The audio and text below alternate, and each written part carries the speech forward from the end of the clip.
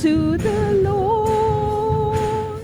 How good it is to give thanks unto our God.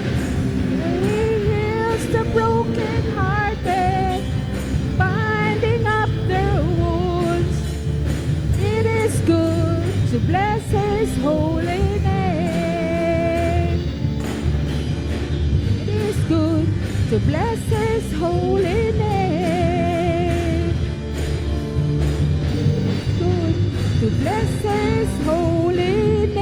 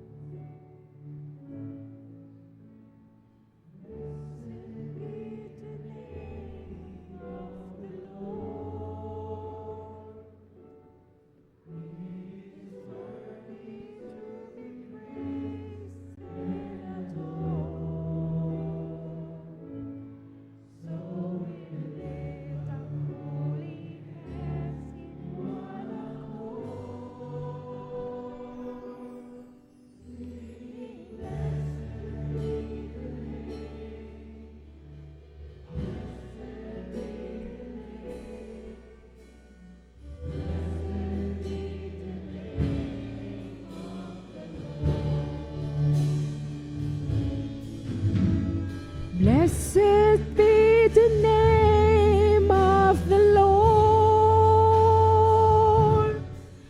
He is worthy to be praised and adored. So we lift up His hands in one accord. Sing, blessed be the name. Blessed be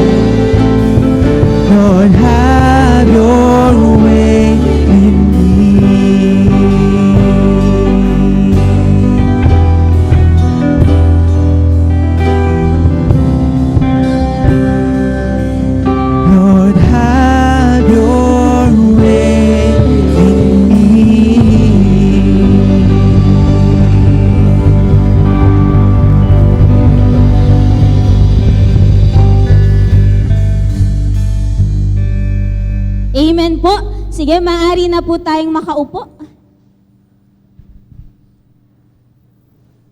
So napakasarap po talagang umawit sa ating Panginoon upang ipakita po kung gaano tayo nagpapasalamat sa Kanya. Amen po ba? Amen.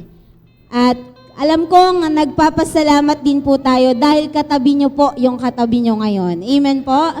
Yan, pwede po bang sabihin natin, thank you. At nandyan ka. Yan. At syempre, thankful din tayo dahil meron po tayong mga ilang bisita po na tumugon po sa mga invitation po ng ating mga kapatid. At masaya po tayo na kasama po natin sila ngayong umagang ito. So pag tinawag ko po, tayo po, tas kaway-kaway. Yan. So welcome po sa CCC kay Sister Angelica Pagon. Saan si Ate Angelica? Yan. So siya po ay in-invite ni Ate Casey Saberola. Then welcome din po Pastor Roger Samulin Jr. And so, welcome po sa Hogeo Christian Church. So, tayong lahat po ay tumayo at batiin po ang bawat isa ng may mga ngiti sa labi.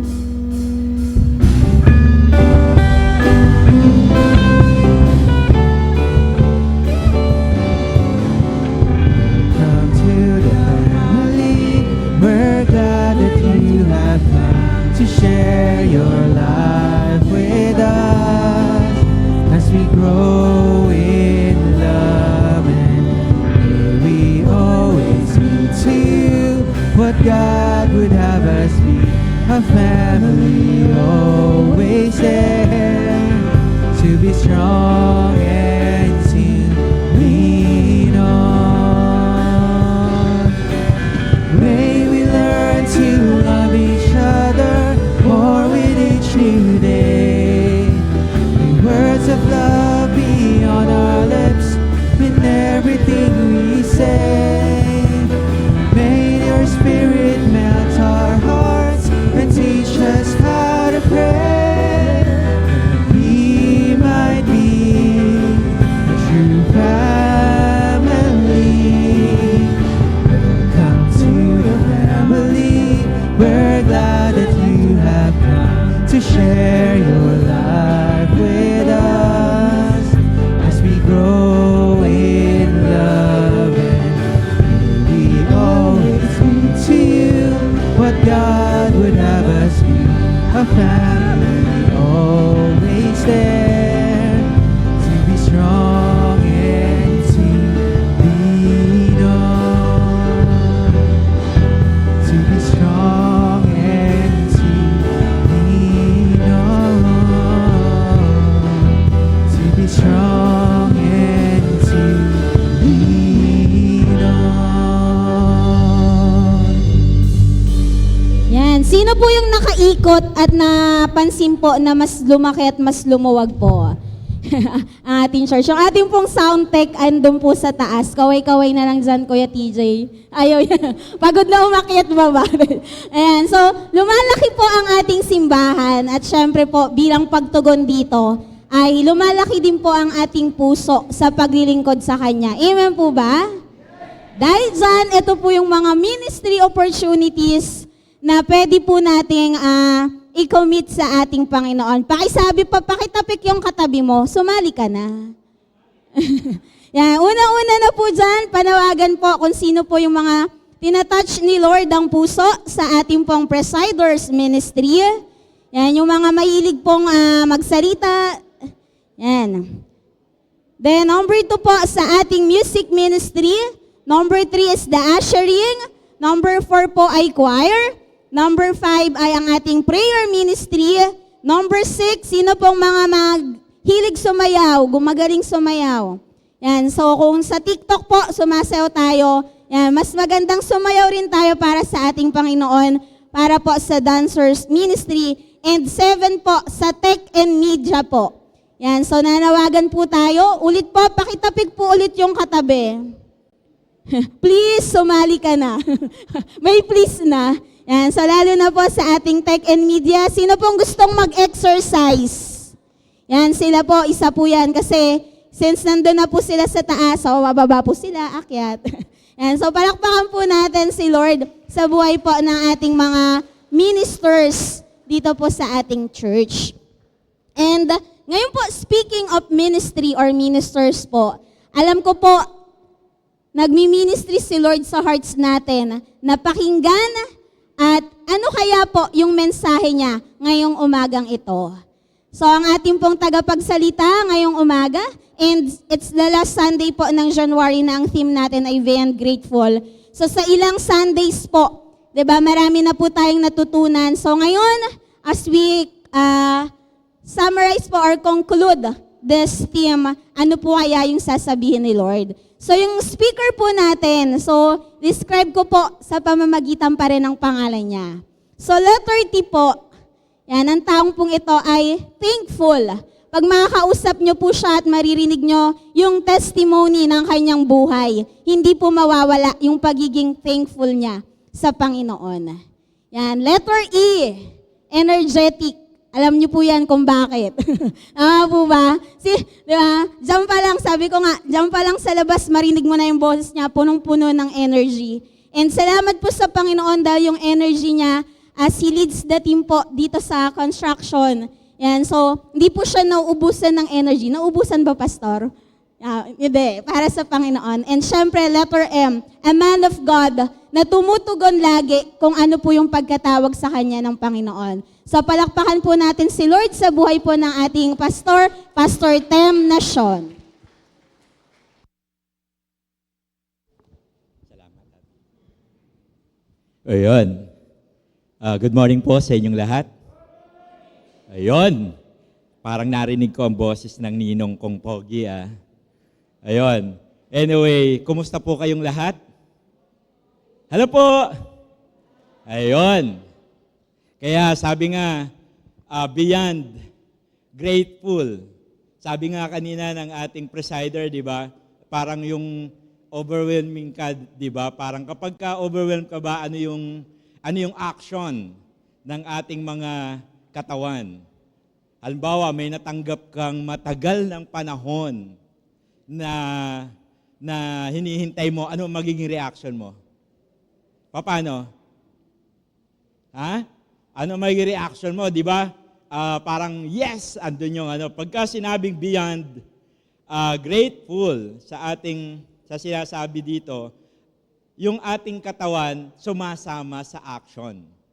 Gumagalaw din. Kaya sabi dito sa text na ginamit ng matagal ng panahon, nahilo ko So sabi nga sa Psalm 9:1, sabi dito, di ba, pupurihin kita Yahweh ng buong puso ko, mga kahangahangang ginawa mo'y ipapahayag ko. Dahil sa iyo ako'y aawit na may kagalakan, pupurihin kita, O Diyos, ng kataas-taasan. Pag tinignan po natin sa tinatawag na beyond, it is not only na magpasalamat tayo sa Panginoon. Nakalagay dito, pupurihin kita Yahweh, buong puso ko, kahangahangang ginawa mo'y ipapahayag ko. Andun yung kapahayagan sa ginawa niya. At ako'y aawit ng may kagalakan. Sa awitan po ba natin kanina, meron po ba kayong kagalakan? Amen. Diba sabi nga ganon, masarap umawit kahit nalulungkot ka o masaya, naandun pa rin yung masarap umawit sa Panginoon. Amen po ba? Pero may mga tao ba na hindi nagiging grateful kay God? May mga tao bang hindi nagpapasalamat sa Panginoon? Isang example, si Haring Nebukadnezar. Kilala niyo po ba si Haring Nebukadnezar? Sometimes, kung ikaw ay king, minsan, sabi nga, di ba, utos ng hari, hindi mababali, di ba? Pagka king ka, pakiramdam mo, ikaw na yung higher sa lahat. Kaya minsan, hindi mo na nare-recognize ang ginagawa ng Panginoon. Pero ang Panginoon, mayroon siyang, anong tawag doon, parang isang paalala. Pag nagiging ungrateful ka na, si Lord nagpapaalala sa'yo. Tama po ba? Hindi nagbibigay agad si Lord ng punishment or ng consequence pagka hindi kanya pinaalalahanan. Ngayon, itong paalala na to, ginamit si Daniel. Sabi dito sa example na ito, nang pinadaan sa isang panaginip, sabing ganon, ito po ang kahulugan, mahal na hari. ng inyong panaginip. Ang hatol sa inyo ng kataas-taasang Diyos, itataboy kayo sa parang at doon kayo maninirahan. Kasama ang mga hayop. Kakain kayo ng damo. Sabi nga lang, tulad ng baka sa kaparangan, kayo maninirahan at 7 taon kayong parurusahan hanggang sa kilalanin ninyo ang kaharian ng tao'y nasa ilalim ng kapangyarihan ng kataas-taasang Diyos. At maibibigay niya ang kahariang ito sa sino mang kanyang naisin. Ito yung paalala. 2 paalala, sabing ganon. Ganito naman ang kahulugan ng tuod na naiwan sa lupa. Maghahari kayong muli sa sandaling kilalanin ninyo na lahat ng tao'y nasa ilalim ng kapangyarihan ng Diyos. Kaya mahal na hari, dinggin po ninyo itong ipapayo ko. Tigilan na ninyo ang kasamaan at magpakabuti na kayo. Huwag po kayong maging malupit sa may hirap at mamamayan upang manatiling payapa ang inyong buhay. Yun yung paalala ng Panginoon sa pamamagitan ni Daniel na pinaabot kay Haring Nebukadnezar. Kasi si Haring Nebukadnezar, pakiramdam niya, lahat na nangyayari sa kanyang palasyo, siya may gawa. Pero pagkatapos ng paalala, ano ang ginawa ni Haring Nebukadnezar? Sabi niya gano'n, lumipas ang 12 buwan, mula nang ipaliwanag ni Daniel ang panaginip, minsan namamasyal ang hari sa hardin ng bubong ng kanyang palasyo sa Babylonia. Sinabi niya, talagang dakila ang Babylonia. Ako ang nagtatag nito upang maging pangunahing lungsod, maging sagisag ng aking karangalan at kapangyarihan. Wala yung recognition sa pangalan ng Panginoon.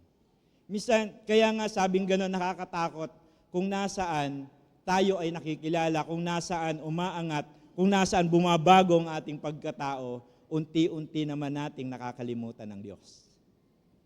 Kaya itong si Haring Nebukadnezar, after nung paalala sa kanya, hindi pa rin siya nagbago. Ano ang nangyari? Sabi niya, ako ang nagtatag nito upang maging pangunahing lungsod at maging sagisag ng aking karangalan at kapangyarihan. Kaya ang hirap eh. Alam nyo, meron akong mga napanood na sa Facebook nitong nakaraan, di ko babanggitin yung lugar na di ba may isang malaking sakuna sa ibang bansa na nangyari. Misa sa isang meeting, sabi niya gano'n nung isang host, sabi niya, tingnan nyo, wala man lang tao na nagpasalamat sa Panginoon kasi hindi kilala ang Diyos sa lugar na ito. Nagtawanan pa sila, nagsigawan pa sila. Then after that, dumating ang isang sakuna. From the Old Testament to New Testament until now, nakikita pa rin natin na si Lord, kapag naging ungrateful ka, papaalalahanan ka niya. Kaya yun ang sinasabi ng Panginoon dito. At ang pag-uusapan natin ngayon ay be grateful in His presence. Grateful ba kayo sa presensya niya? Ayan. Anak, grateful ka ba sa presensya niya? Pagka, di ba? Pagka naandyan siya, salamat. Pag naandyan si Lord sa buhay mo. Amen ba, anak? So, baka may iniisip kang iba. So, be grateful in His presence. But before that, bago ako magpatuloy, gusto kong tawagin ang aking asawa para ibigay yung konting message para sa pagiging grateful ni Lord. Ito na lang, pindutin mo na lang. Baba mo na lang. Sige nga, yan. Isa pa.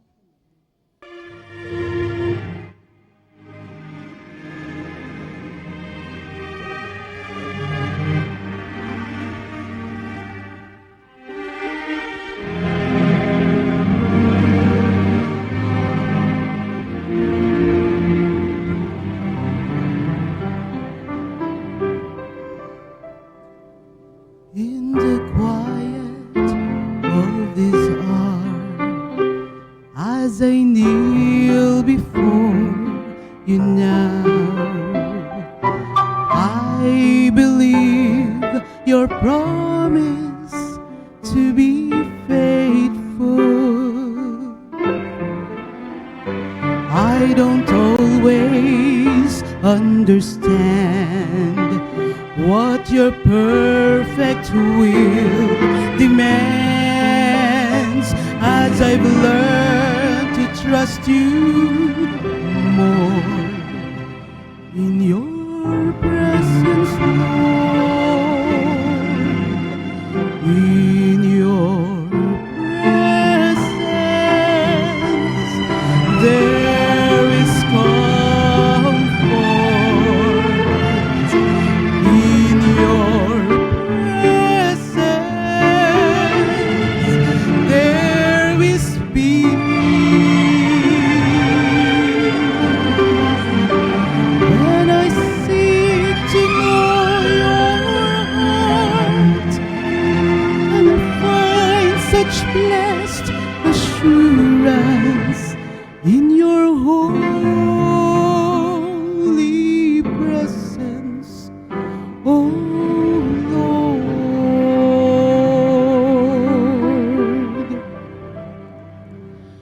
There can be such sweet reward when we wait upon the Lord, as we take the time He gives His perfect wisdom to be found in Him alone. All our deepest secrets known, we're surrounded by His grace when we seek His face. In your presence there is comfort. In your presence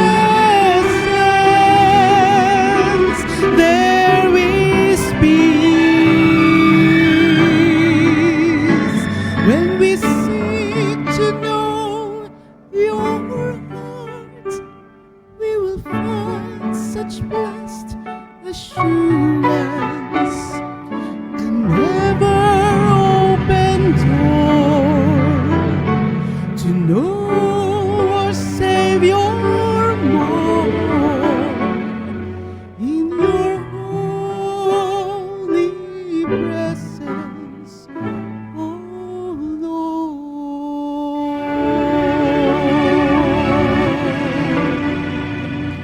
In your holy presence, Lord. Glory to God. Amen. So, yun. Baka hinihintay nyo na kung kailan ako papasok sa song. Hindi po mangyayari yon. Kasi ayoko pong masira yung message ni Lord through the song. Ayan, nakakatuwa lang si Lord, ano? Kasi kanina sumayaw yung anak kong bunso, yung isa nag-drums, and yung aking asawa.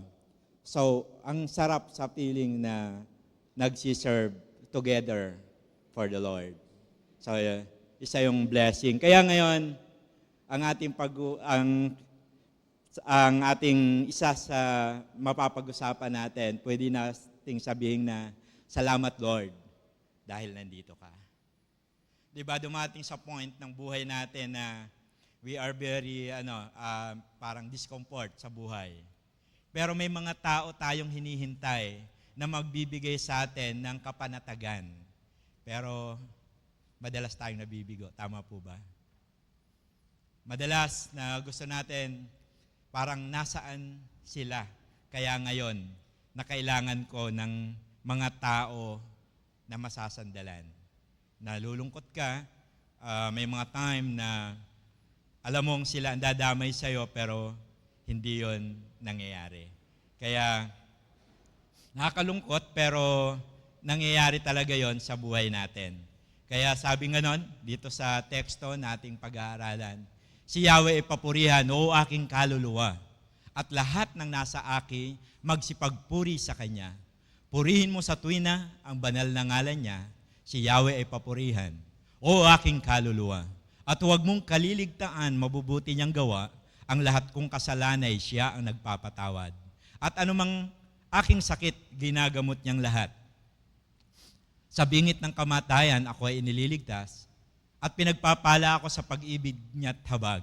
Sa sarili ang dulot niya'y kasiyahan, habang buhay, kaya naman ang lakas ko ay lakas ng kabataan, katulad ng sa agila ang taglay kong kalakasan.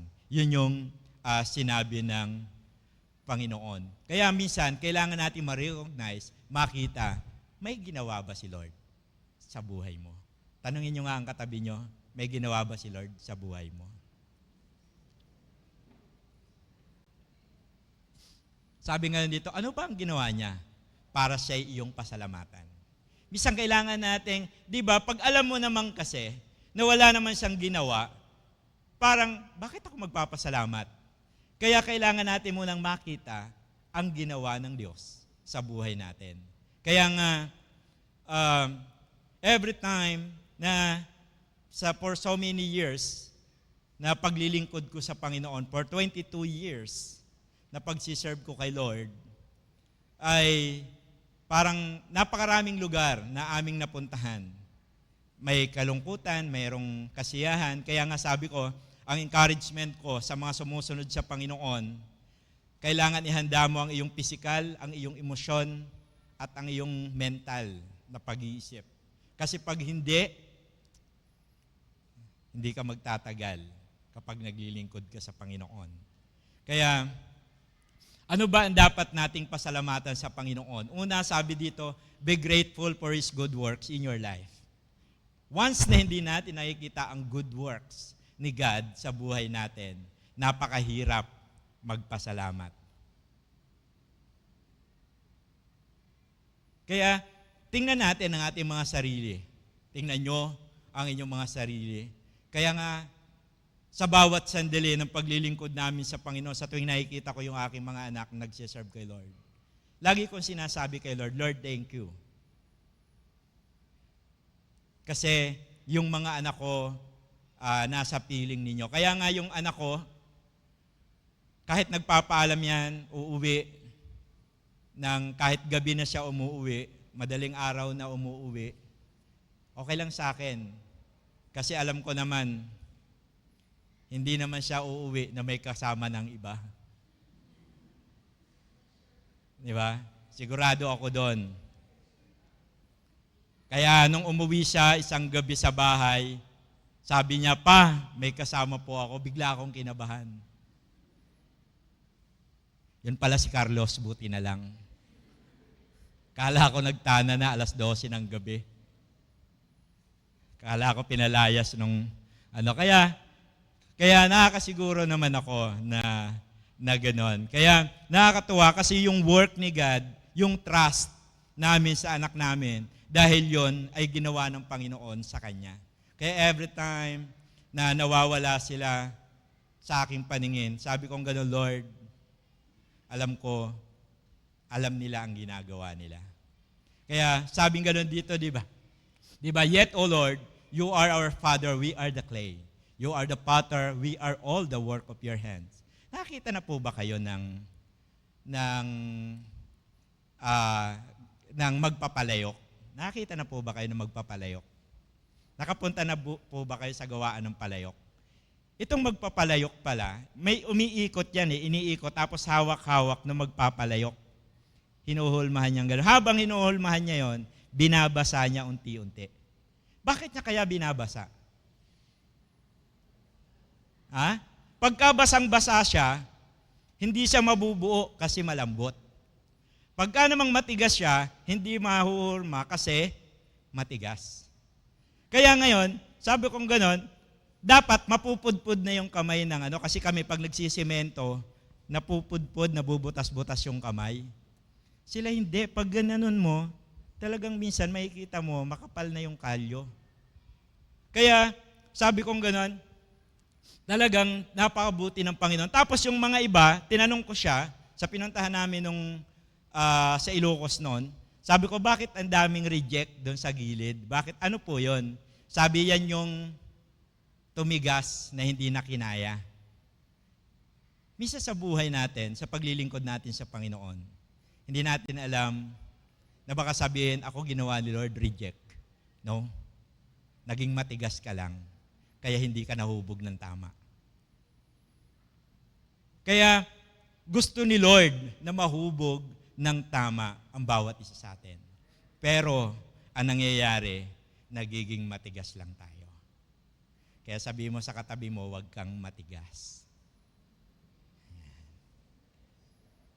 May mga bagay sa buhay natin na gustong-gusto ni Lord mapaganda ka. Kaya yung iba, nakaline talaga doon sa isang eskaparate, shelves. Nakaline doon, ang gaganda, may mga design. Bakit ganon? Kasi nga, idinidisplay niya yung mga palayok na nagagawa ng tama. Kaya pagka ikaw, nasa gilid ka lang, huwag mo sabihin, Lord, bakit ganito lang ako? Ang gusto lang ni Lord, maging malambot ka sa harapan niya. Kaya nga sabi dito, si Yahweh ay papurihan, o aking kaluluwa, at huwag mong kaliligtaan, mabubuti niyang gawa. Kaya hindi natin napapapurihan si Lord. Kasi hindi natin naaalala ang mabubuting ginawa ng Diyos sa buhay natin. Hindi natin nakikita na parang every time hinahanapan natin si Lord ng magandang gagawin niya sa buhay natin. Pero hindi natin nakikita na every time may ginagawa si Lord sa buhay mo. Amen po ba? Sa pagising mo lang sa umaga, may ginawa na si Lord sa buhay mo. Kaya nga, pag matutulog na kami, iniisip ko, Lord, magigising pa ba ako bukas? Kasi hindi natin alam. Pagmulat mo ng mata, pwede mo sabi, oh Lord, thank you. Kasi nagising pa ako. Yun yung mga bagay na dapat nating ipagpasalamat sa ating Panginoong Diyos. Kaya nga, sabi dito, ano ba dapat natin pagpasalamat sa Panginoon? Una, sabi nga, iniligtas tayo ng Panginoon. Pangalawa, pinagpala tayo ng Diyos. Pangatlo, yung pag-ibig niya at habag sa atin, yun dapat natin ipagpasalamat at ang kasiyahan sa ating buhay. Minsan, hindi naman ako masaya, bakit ako magpapasalamat? Sino ba talaga ang makakapagsabi na dapat kang maging masaya? Saan nakabase ang kasiyahan ng isang tao? Pagka mayaman ka, ang dami mong pera, masaya ka? Ha? Hindi eh. Kasi ang dami ko naman nakikitang mayayaman, di naman masaya. Merong mga malalaki yung katawan, mga macho sila, hindi naman masaya. Ano ba ang kasiyahan? Merong iba, 5 ang jowa, di pa rin masaya. Masaya ba pag marami sila? Ha? Masaya ba? Kaya sabi nila, dapat daw 2 o 3. Sino kaya nagturo nun? Na para daw pag nawala yung isa, may extra. Di ba? Pero dapat hindi. Kailangan nating maging faithful. Kaya nga, yun ang dapat na tinataglay ng bawat isa sa atin. Pangalawa, sabi dito, be grateful for His forgiveness. Naniniwala ka bang pinatawad ka ng Panginoon? Alam nyo, sabi ko nga, ang sarap sa buhay nung nakakatanggap ka ng pagpapatawad ng kapwa. Kapwa ang Panginoon. Kaya nga, before, sabi ko gano'n, sino ba ang magpapatawad pa sa akin? Kasi wala naman akong bagay sa aking katawan o sa ating katawan na pwedeng gamitin ni Lord na kapaki-pakinabang. Hindi ako magaling kumanta, katulad ng asawa ko. Hindi ako magaling na instrumentalist, katulad ng anak ko. Hindi ako magaling sumayaw, katulad ng anak kong bunso. Maingay lang ako, kaya ginamit ako ni Lord dito. Diba? Minsan pala napapakinabangan din yun. Ano? Kaya nga sabi ng ating presider kanina, naandun pa lang ako sa labas, dinig na ang ingay. Di ba? Kasi pag may magnanakaw, magtatakbuhan, parating ako eh. Kaya, maging grateful tayo sa ginawa ng Panginoon, yung pagpapatawad sa bawat isa sa atin. Sabing ganun, ang lahat kong kasalanan, sabi ni David, siya ang nagpapatawad. At anumang sakit, ginagamot niyang lahat. Sino ba si David? Kilala ba natin si David? Ang dami niya namang pagkakamali, di ba? Ang dami niya namang mga imperfect na attitude. Pero ang kagandahan nun, kasi napapatawad siya ng Panginoon. Di ba? Sa ating mga kapartner sa buhay, pag kami nagawa kang pagkakamali, parang ang hirap, di ba? Yung mga may kasintahan. Pagka nakagawa daw ng pagkakamali, parang, ano yung term nila? Call off muna. Di ba? Yun yung mga term ng mga, ano na ba ang term ngayon pag wala muna tayo? Call off ba, ganon? Ano ba ang term nyo? Ano, hindi. Saan kaya ako titingin? Wag na lang. Hindi na lang ako magtatanong. So call off, sabi nila, wala muna tayo kasi nahuli kang tumingin sa iba. So, sabing ganon, ang kasalanan, ang lahat kong kasalanan siya nagpapatawad. Di ba? Pati yung sakit, siya ang gumagamot. Napakapalad ng bawat mananampalataya sa ginagawa ng Panginoon sa buhay natin.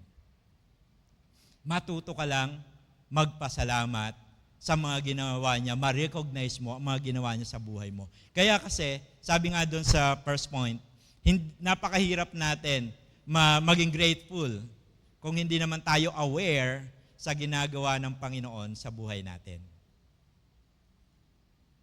Hindi mo pansin, wala, hindi ko nakikita kung may ginagawa si Lord. Kasi meron tayong basihan or meron tayong hinihintay na dapat ito yung gusto ko, Lord, na gawin mo, pero ito ang binibigay sa iyo ni Lord. Di ba? Sino po dito may mga anak na? Binago ko po yung tanong, hindi magulang na. Sino dito magulang na? Yan. Lahat magulang na, no? So yan. Kaya, pag nakita natin, parang lahat ba ng hinihingi ng anak nyo, binibigay nyo? Ha? Hindi, di ba? Kaya mo namang ibigay, pero bakit hindi mo binibigay? Bakit kaya? Ano ang tingin ng mga anak natin? Misa sasabihin, yung nanay ko, yung tatay ko, madamot, tinitiis kami, etc. Ganon din tayo kay Lord, madalas. Pag hindi binigay ni Lord ang gusto natin, parang, ano ba naman yung si Lord? Lord, ito yung gusto ko. Nagpray ka kay Lord. Nike, ang binigay sa'yo, Adidas. Di ba? Okay lang yun. Kasi, alam ni Lord kung ano ang para sa'yo. Hindi pwedeng Nike tsaka Adidas. Yung dalawa-dalawa, dapat isa-isa lang. Di ba? Isa-isa lang kasi mahirap mamili. Then, pangatlo, sabing ganun, be grateful for His love and compassion. Maging grateful ka sa love niya sa'yo. Grateful ka ba sa pagmamahal niya sa'yo? Ha? Amen po ba? Masaya ka ba na mahal ka niya? O ang gusto mo, yung mahal mo? Di ba? Sino daw ang pipiliin? Yung mahal ako o yung mahal ko? Tama ba ako? Mahal ko o mahal ako? Sino ang pinipili ng karamihan ng tao? Ha? Ang pinipili nila, yung alam nilang mahal nila. Kasi alam nila, yun ang mahalaga sa kanilang paningin. Di ba? Parang, mahal ko to eh. Pero ito yung nagmamahal sa akin. Pero ito yung nagbibigay sa akin ng kasiyahan. Pero ito naman, masaya siya pag nakikita ko. Si Lord, madalas hindi natin napapansin yung love niya, yung salitang compassion, siya ang pwedeng umunawa sa lahat ng pagkukulang mo sa buhay. Every time nagkakamali tayo, every time na dumarting tayo sa mga panahon na punong-puno tayo ng pagkukulang, inuunawa niya pa rin tayo. Pero yung mundo na minahal mo, lahat na lang gusto mo laging abutin, gusto mo laging abutin. Kasi itong mundong ginagalawan natin, yun ang salitang, ito yung mahal ko. Bakit ko nasabing mahal mo siya? Kasi nga, karamihan sa mundong ito, yun ang binibigyan natin ng halaga. Mamahaling sapatos, mamahaling etc. Hindi ko sinasabing huwag tayong magkaroon ng ganon. Magandang merong kanon. You know why? Because you are a servant of God. Dapat meron tayong mga ganon. Pero, hindi ko rin sinasabi na mas bigyan mo ng halaga yung material things kaysa sa pagkatawag sa iyo ng Diyos, sa paglilingkod sa Kanya. Na madalas, ay hindi muna ako, pastor, mag-church ngayon. Kasi meron akong, di ba? Kahit nga si God nagpahinga sa paglikha niya, di ba? Bakit siya nagpahinga sa tingin ninyo? Hindi ito simpleng magpahinga lang. Uupo lang siya, pero sabing ganon, si Lord nagpahinga ng, ikailang araw nga? Kawalo? Ikapitong araw. Bakit siya nagpahinga? Ano yung ginawa niya nung nagpahinga siya? Naupo siya, tiningnan niya lahat ng kanyang nilikha. Sabing ganon, ang gaganda ng aking nilikha. Nag-enjoy siya. Tayo, minsan, yung one day na rest, dapat din nating tingnan, Lord, ang ganda ng ginawa mo sa akin in 6 days. It's time to reflect sa ginawa ni Lord sa buhay ninyo. Di ba? Parang, Lord, thank you. Pero madalas hindi na natin nagagawa yun kasi even the 7 days, ginagawa pa rin natin to work. Kaya minsan hindi natin nai-enjoy yung provision ni Lord sa bawat isa sa atin. Kaya hindi tayo nag-enjoy kasi parang wala ka ng pahinga. Tingnan mo yung mukha ng katabi mo. Ayan. Mukha ba siyang may pahinga? Di ba? Wow. Ang babaeng walang pahinga. Kailangan mo magpahinga kasi kailangan mo mag-reflect, kailangan mo mag-beauty rest. Di ba? Konting pabaluktot ng kilay ganon. Ay, kilay ba yon? Ano ba yun? Pilikmata, sorry. Akala ko yung kilay Di ba, magganon-ganon ka rin, Nakikita ko yung anak ko maya-maya. Di ba, si Nat yun? Hindi, si Elis pala yun. Di ba, magganon-ganon ka rin. Para pagharap mo sa asawa mo, minsan tumitingkayad yung iyong pilikmata. Para masabi, ang ganda ng asawa ko. Di ba, it's time to reflect. It's time to enjoy the blessing of the Lord. Na yung araw na yon, may enjoy mo na, ito yon na ginawa ng Panginoon sa buhay ko. Ito yung araw na kumikilos ang Panginoon sa akin. Ito yung ginawa ng Panginoon sa buhay ko in 6 days. Hindi yung parang biglang bandang uli, pag napagod ka, sasabihin mo, Lord, bigyan mo naman ako ng pahinga. Sino bang ayaw magpahinga? Ikaw lang naman. Di ba? Kaya minsan sasabihin mo, Lord, wala na akong time sa asawa ko, wala na akong time sa anak ko, wala na akong time sa pamilya ko. Kasalanan ba ni Lord? Hindi. Ikaw ang ayaw magpahinga. Ayaw mong magbigay ng time. Tapos sisihin natin, hindi ko na nga kilala yung anak ko, hindi ko na nga kilala yung asawa ko. It's time to reflect. Hayaan natin na ma-enjoy natin ang blessing na binigay sa atin ng Panginoon. Gusto mong maranasan, di ba? Hindi yung puro trabaho ka, nagpahinga ka, nakakahon ka na. Hindi mo na mai-enjoy ang binigay ni Lord. Hindi mo na mararanasan ang binigay ng Panginoon. Kaya dapat nating tingnan na ito yung binibigay sa atin ng Panginoon. be grateful. Sabi nga, sa bingit ng kamatayan ako iniligtas, pinagpapala ako sa pag-ibig niya't habag. Yung love ba ni God sa'yo, nai-enjoy mo ba? O naghahanap ka ng ibang pagmamahal? Kaya dapat nating i-enjoy ang ginagawa ng Panginoon ng simpleng bagay. Sabi nga, huwag kang mainggit, huwag kang masabik sa ginagawa ng mundong ito. Kasi yun ay temporary lang. Ang iyong kagandahan, temporary lang yan. Pero pag nasa Panginoon ka, mananatili ang kagandahang meron ka. Kaya yung asawa ko, mula nang nakilala ko siya hanggang ngayon, sexy pa rin siya sa aking paningin. Maganda pa rin siya sa aking paningin. Kasi hindi nagbabago pag nasa Panginoon ka. Amen po ba? Tingnan nyo katabi nyo. Ayan. Sabing gano'n. Sabi mo sa kanya, pagdating natin sa langit, kumpleto na ang ngipin natin. Ayan. Kasi pagdating natin sa Panginoon, kasi mahal tayo ng Diyos. Kaya nga sabi ko, Lord, nung nakilala ko ang Panginoon, Lord, thank you.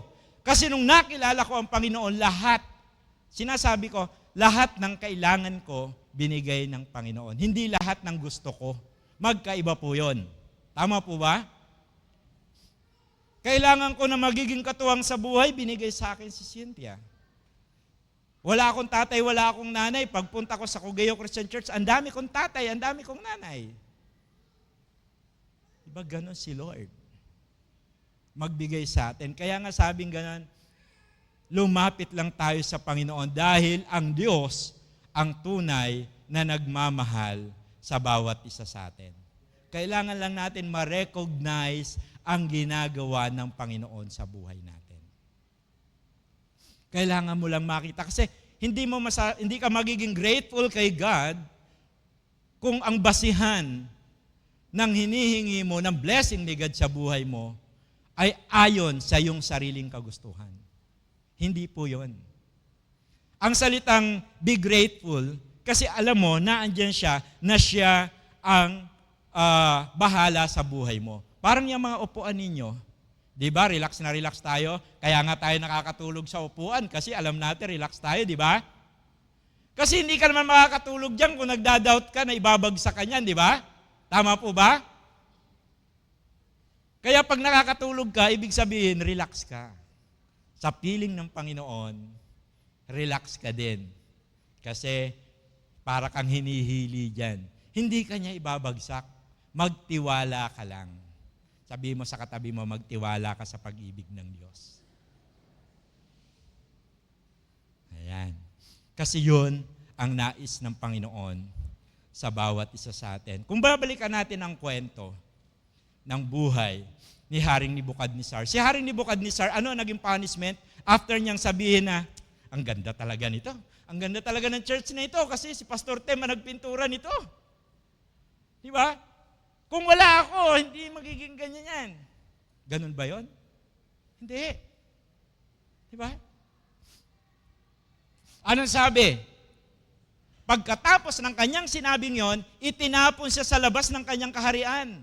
Ano nangyari? Humaba ang kanyang kuko, humaba ang kanyang buhok, kumain siya ng damo. Hari ako eh. Bakit ko gagawin yon? Pero anong nangyari? Nanatili ba siya sa ganon? Ano sabi? Kaya akong si Nebukadnezar, sabi niyang ganon, ay nagpupuri ngayon at nagpapasalamat sa hari ng kalangitan sapagkat lahat ng gawa at tuntunin niya ay matuwid at makatarungan. Ibinabagsak niya ang mga palalo. Ito yung time na nagkaroon ng realization si Haring Nebukadnezar, mabuti ang Diyos.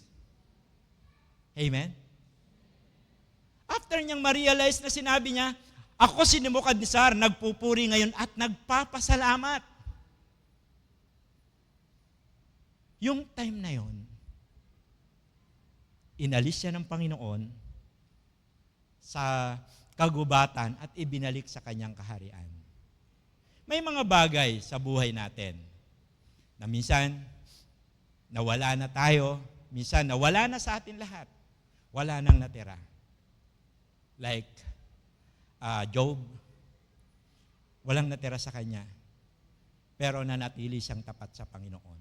Maraming example na makikita natin, di ba? Si Job, sino pa? Si Daniel na tinapon sa kulungan ng mga leon. Si Shadrach, Meshach, Abednego, itinapon sa pugon. Pero andun yung sabi nilang, magiging tapat pa rin ako sa Panginoon. Marami tayong struggle sa buhay, or marami rin tayong blessing sa buhay. Isa lang naman ang kasagutan nun, be grateful to the Lord. Yun lang ang nais niya sa atin. Ngayon, kung meron kayong mga nawala sa buhay ninyo, ang gusto lang ng Panginoon, ma-recognize natin siya sa buhay natin. Ang gusto lang ng Panginoon, makita natin ang buhay natin na nasa piling niya. Yun ang nais niya sa bawat isa sa atin. Dahil ang nais ng Panginoon, siya ang makilala sa buhay mo, sa buhay ko, sa buhay nating lahat. Hindi niya ginusto na kalimutan siya ng lahat. Lahat ng alam niya na sarili ang itinataas, ibinabagsak niya. Alam niyo, kahit yung Tower of Babel, di ba, ibinagsak. Kasi gusto ng mga tao na taasan pa natin. Taasan pa natin para lalo tayong makilala. Pero ang sabi ng Panginoon, ibabagsak yon. Kaya bawat isa sa atin na nagmamataas, ibababa ng Panginoon. Ang nais niya lang sa bawat isa sa atin, ma-recognize siya. Kung anong meron ka ngayon, dapat ma-recognize si Lord sa buhay mo. Kung ano man ang nawala sa'yo, ang gusto lang ni Lord, maalala mo siya at makita siya sa buhay mo. Tayong lahat ay manalangin. Panginoon, salamat po. Salamat sa inyong katapatan. Salamat sa inyong kadakilaan sa buhay namin. Naniniwala kami, Panginoon, na lahat na nangyayari sa buhay namin ay inyong kalooban. Minsan, kami ay hindi nagiging faithful, Panginoon. Hindi kami nagiging grateful sa mga blessing na inyong kaloob sa amin.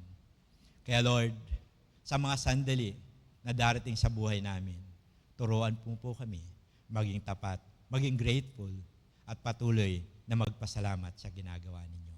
Salamat, Panginoon, sa inyo po ang kapurihan sa pangalan ni Jesus. Amen. Amen.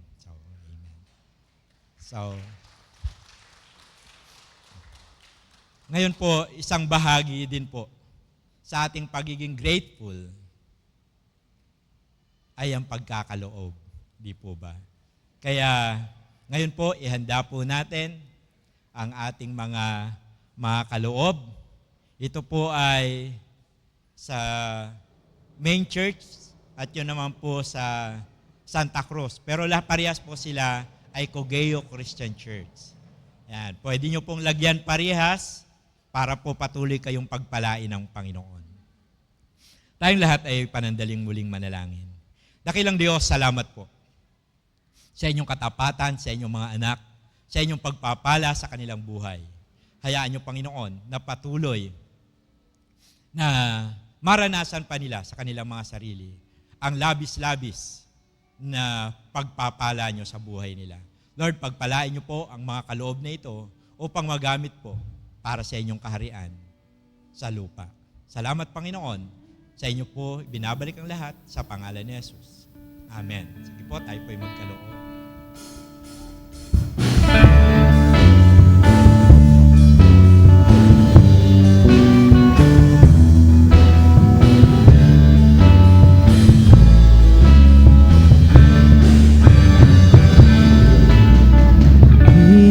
Magbigay sa gawain ng Diyos. Nais mong ika'y pagpalain lubos.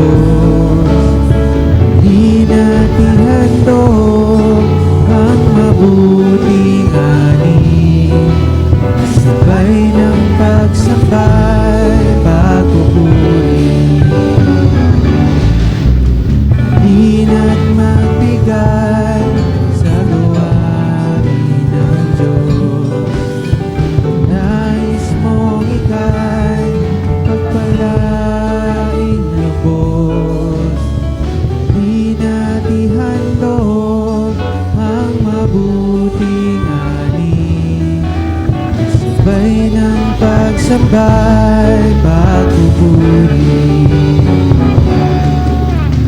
Dina't magbigay sa gawain ng Diyos. Nais mong ika'y pagpalangin mo. Di natin handog ang mabuting ani. Sabay ng pagsambay, pagpupuri. Sabay ng pagsambay, pagpupuri.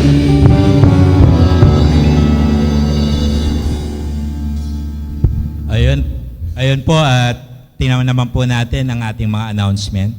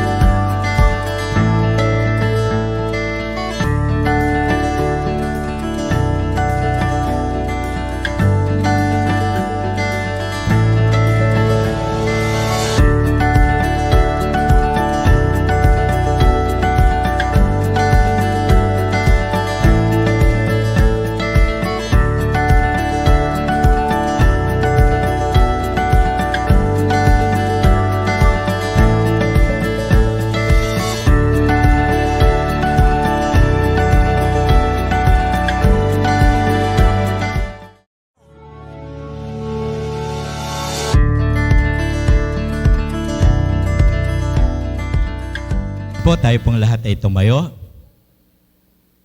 Tayo muling manalangin. Let's pray. Dakilang Diyos, muli po kami nagpapasalamat sa inyong kadakilaan sa buhay namin. Lord, dalhin niyo po kami ng ligtas sa aming mga kanya-kanyang tahanan, sa aming paghiwa-hiwalay. Lord, kung paano niyo po kami dinala ng ligtas sa lugar nito, dalhin niyo rin po kami sa aming mga tahanan ng ligtas. Salamat, Panginoon, sa inyo po ang kapurihan. Mga kapatid, nawa ang pag-ibig ng Ama, ng Anak, at pakikipisan ng Banal na Espiritu ay sumaating lahat. Humayo tayo, dala ang kapayapaan at pag-ibig ng Panginoon. Amen. God bless you all.